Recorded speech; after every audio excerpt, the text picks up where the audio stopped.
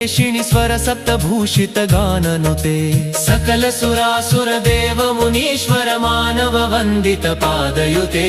जय जय हे मधुसूदन कामिनी संतान लक्ष्मी त्वं पालय माम्। जय कमलासिनी सद्गतिदायिनी ज्ञान विकासिनी गानमये अनुदिनमर्चित कुंकुम धूसर भूषित वासित वाद्यनुते। कनकधरा स्तुति वैभव वंदित शंकर देशिक मान्य पदे।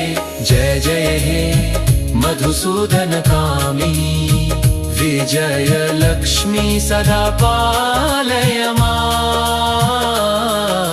प्रणत सुरेश्वरी भारती भार्गवी शोक विनाशिनी रत्नमये मणिमय भूषित कर्ण विभूषण शांति समावृत हास्य मुखी नवनिधि दायिनी कल्याण